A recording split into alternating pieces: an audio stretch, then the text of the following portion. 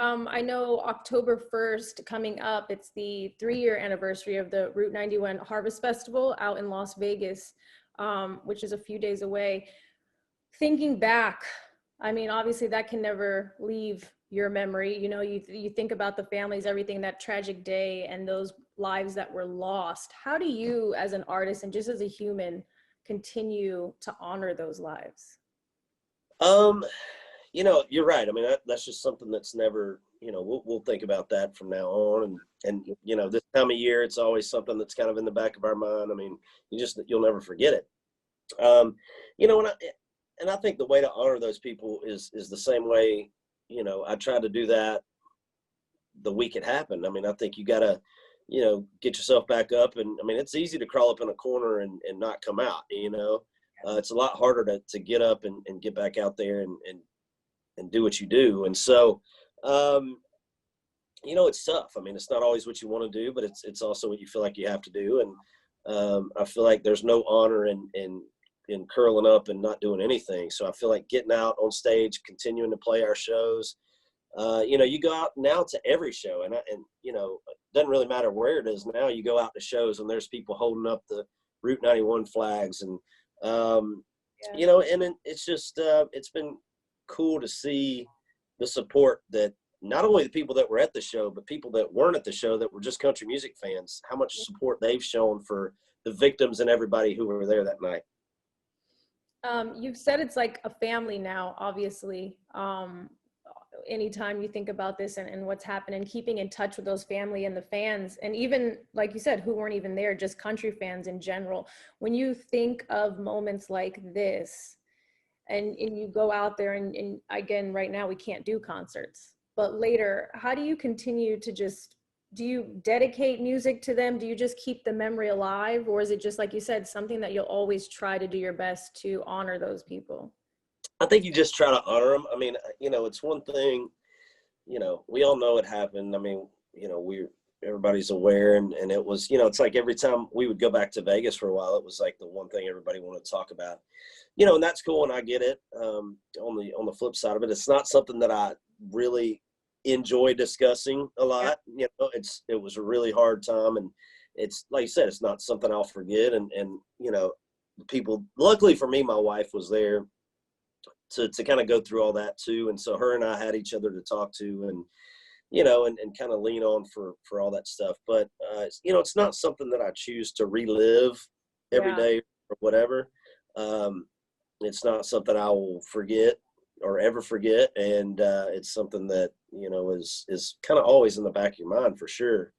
But I think, like I said, I think the best way to honor people is to not forget them. I'm not saying that by any means, but I think it's to go out and just continue to do what you do. Go out and honor them by not laying down and letting things like that affect the way we live life. We are obsessed with your Instagram account, with Brittany's Instagram, seeing the kids grow up right before our eyes. The cutest little thing, your son trying to get his sister to give him a hug. Yeah, they're only 14 months apart, so they're super close in age. And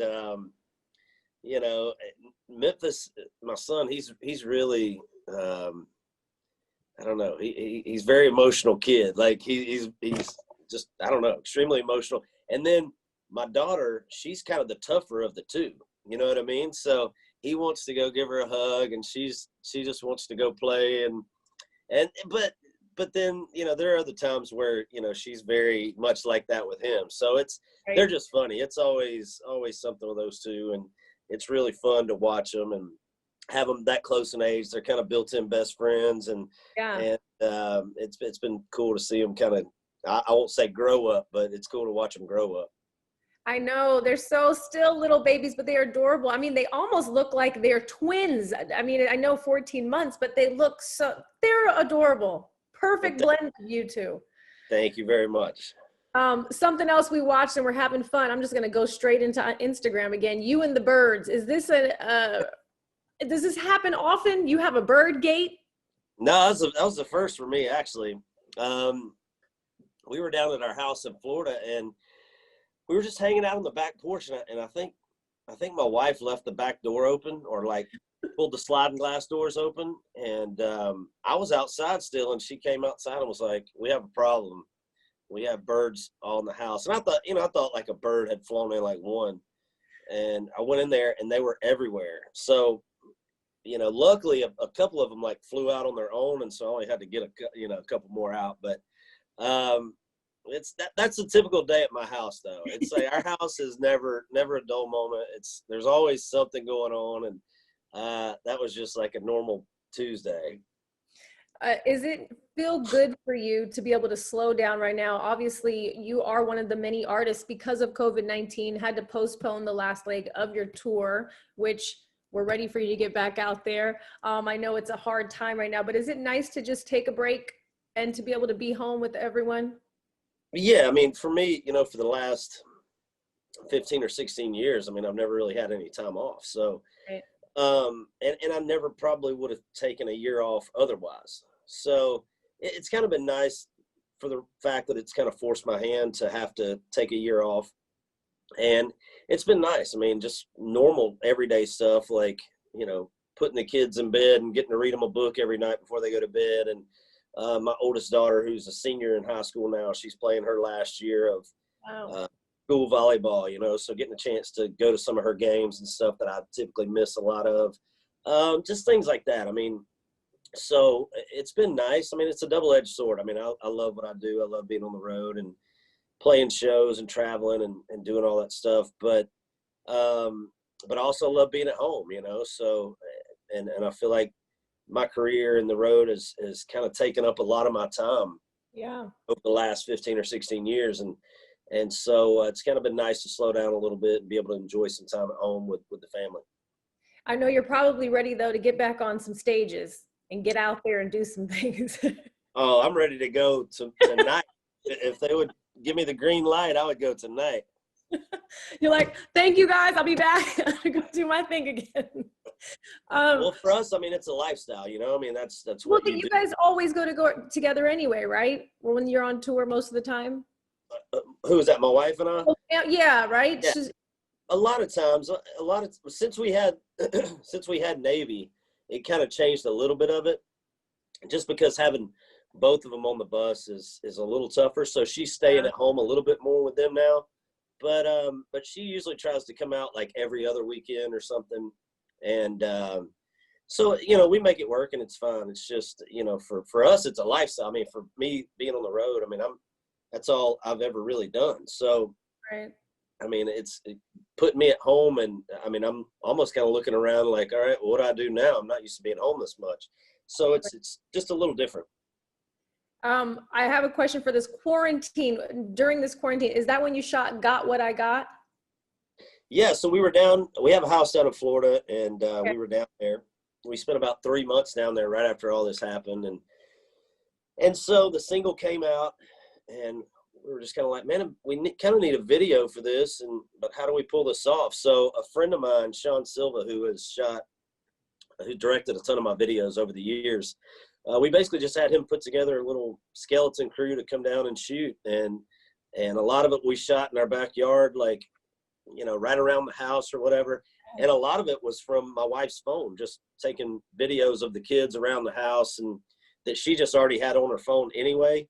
And we just incorporated all that into the video on some of the iPhone stuff you see. So it was just a really low budget kind of thing but it was also exactly what I wanted, which was to make it family oriented. I had her in it and had all 4 of the kids in it, so it was cool. And let's not forget, the 21st of October CMT Awards will air, and you were nominated obviously for this video, male video. Yeah. Here. So you got to give some of that props to wifey and to the family and everything for that whole video. Oh yeah, I'm if there's ever been a video award that I want to win, it's probably this one, for the reason that they're all in it. So we'll see what happens. Talk how close the country community is when you're able to go fishing at Luke Bryan's house when the man is out of town. Hey, well, it's good to have friends, and you with Luke, when they're real close friends, you more ask for forgiveness more so than permission. So We figured we'd go. He was out of town. He missed out, but we weren't going to let that keep us from having some fun. So, you know, it's all good. It's nice. And the two of you have matching tattoos, correct? Kinda. Well, we're part of a we're part of a hunting company. We own a hunting company together. Oh, okay, okay. So there's 7 of us that are owners in it, and so everybody has the tattoo. Luke and I were the 2 that didn't have them yet, and so Willie Robertson from Duck Dynasty, Willie flew in. He's one of our partners too, so he flew in a tattoo artist to make sure that Luke and I got the tattoos. So we got them at the same time. So everybody assumes it was matching tattoos, but it's actually, there's 7 of us that have them. So gotcha. You're like, we didn't plan to just Luke and I go together and get no, it wasn't a date or anything. Like, I mean, we're tight, but we're not that tight. But you guys have been friends for how long now? And what would you describe the friendship like? I've been friends with Luke since probably around 2008, maybe, something like that. And so, you know, and when I first met him, you know, the way I would describe our friendship is like this. You know, in this business, you know, there's few people that experience success. First of all, I mean, with all the people that try this, I mean, only a handful get to have success, and then less than that have a chance to have it on the level that we've had it. So to have somebody like him who, you know, he and I can talk to each other whenever anything's going on. He's somebody I can talk to, and vice versa, that, you know, we've both been there, done that. You know, it's just it's a really cool friendship that he and I have, and we've just always been super close, you know, and so even outside of the music industry, I mean, we own a restaurant together, we own a hunting company together. I mean, so he's definitely one of my best friends, and I met him the first time I ever met him was at a radio station in Knoxville, Tennessee, and I was leaving and he was coming in, and we had heard about each other because we were both from Georgia, but somebody introduced us and we sat there and talked for 30 minutes, you know, and that was kind of the beginning of it, and just kind of kept in touch, and actually got to be really good, more so than the music side of it. So that was kind of where it started, and then that led to us touring together and all that stuff. So it was it's been pretty neat the way it worked out. Absolutely. Always good to have those friendships. I love that. Yeah. You talk success, and you're right. Not everyone gets to see it at, you know, certain levels. It could stop or it doesn't even get there. I mean, obviously top highest earning country artists out there, sold over 10 million albums. Tell me if I'm getting these numbers right. I honestly don't know. I don't know. You're like, hold on, let me see what it is. You were once driving trucks, correct? Yeah.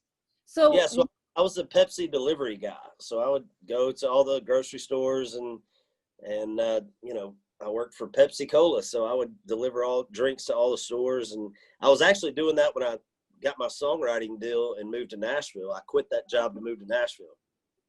So while you were doing that, that was obviously for you to make money. Let me have a job while I'm working on my music during that time. Yeah, I would work at Pepsi during the week, and then on the weekends I would go and play my shows, you know. And so it was they were cool about giving me time off to, you know, if I had to take a Friday off or something, they were cool about letting me have a day off to be able to go do my thing. And you know, so I worked there for quite a few years before I moved to Nashville. When you're in those moments, I mean, I've done bottle service, I've worked everywhere, I've done all the jobs too. Did you always have that planned out? Did you know your younger self would, you know, this is the career I want to choose. I want to do my music. I want to be here. I want to be a writer, I want to be a performer. You know, I always wanted to be an artist. I mean, I thought that was the deal. I mean, I didn't know. I mean, I knew what I was doing, like in playing clubs in Georgia and Florida and all that. And I knew we were making some noise down there. I mean, we were, you know, had big followings and doing pretty well for ourselves, but, you know, it's still in the grand scheme of things, it's pretty small potatoes, you know? So I knew that moving to Nashville was going to have to happen. And then when I get to Nashville, you realize, man, there's a lot of people in this town that they're all after the same thing you are, you know? And, lucky for me, I always say, man, I was blessed to have a great team around me as far as my producer, Michael Knox, who discovered me in a club in Atlanta.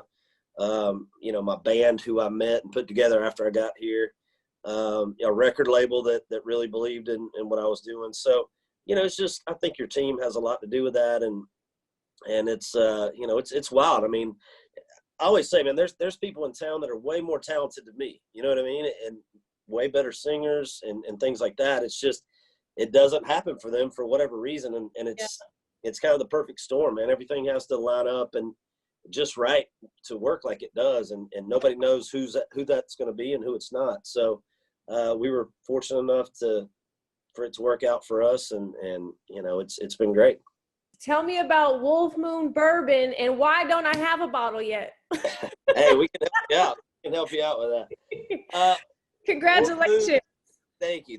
Wolf Moon is it's a new bourbon we just launched this year. And the guys from Florida Georgia line, Tyler and BK, three of us are involved with it. Old Camp is kind of the umbrella that it's under, and it's cool. I mean, I'm a big whiskey guy, so I like whiskey, bourbon, and my thing is to put my name on something. I want it to be something that I'm proud to tell my friends to go and get, and something that I feel good about. And so, in this business, you have a lot of opportunities to get involved in stuff like this. And yeah, for me, it was never the right thing. And the fact that the guys from Old Camp kind of let us get involved and really kind of dial it in and perfect it the way we thought it should be, really was something that I was interested in. And one of the reasons I wanted to get involved in it. And the fact that I can do it with a couple guys that are friends of mine too, that makes it more fun. I was going to say, touching on the friends part, obviously we love Florida Georgia line. Tyler and Bryan, how cool is it now you guys can say we did this, we partnered on something that we actually enjoy, we like, you've toured together. How much more happy are you that it's with these two guys? Well, I'm extremely happy. I mean, like I said, you have the opportunity a lot of times to get involved in things like this. And, it's just, I don't know, just a lot of times it seems a little forced or unnatural. And I think for this, it was just something that really made sense. I mean, I've toured with those guys and, after shows, sitting backstage and drinking whiskey anyway. So, so it's like, this was really something that just kind of made a lot of sense to me, and it was a natural fit. And like I said, I mean, the product kind of speaks for itself. I think that's a huge part of it. Yeah. But get behind something that we feel strongly about and that we can all do together, it just, makes it that much better. You said it's a sipping whiskey made for taking in the good life moments. That just sets me in a whole mood. When you just say that, do you have a good life moment that you can think of off the top where you're sipping that whiskey and it all makes sense to you? Yeah. I mean, I think, I've been fortunate to have a lot of good life moments, but, I think it's one of those things where, you get the kids in the bed and my wife and I are just sitting in there watching, binge watching our show or something. And you just kind of make you a drink and a little nightcap before you go to bed. And, that's always fun to me. After a show though, it's after my show's over, you spend the whole day getting ready for a show, and then you play the show, everything's done. Fans leave hopefully happy. We feel like we gave them a good show, and then you can kind of go backstage and have a drink to kind of celebrate that, so that's one of my favorite times to do it. Your fans, the Aldean Army, they're always supporting, they're always checking in. Do you have any words for them? Do you have any other updates, music, any kind of new releases that you want to tell them besides the whiskey? Because obviously we're all going to be sipping on that. Hey, yeah, absolutely. No, my fans are great. I mean, I have the best fans in the world. They have supported us from day one, and it's been amazing to see them stick with us through, all the good times, some of the bad times. I mean, all of it, they've been there and never wavered, and that's been really cool. So big shout out to them for that. We're actually going in the studio here in a couple weeks to start working on a new album. So I can tell them that we're going to go in and cut probably about half the record here in a couple weeks. So by the time all this stuff's over, hopefully we'll be back on the road and have a new album for them to listen to pretty soon.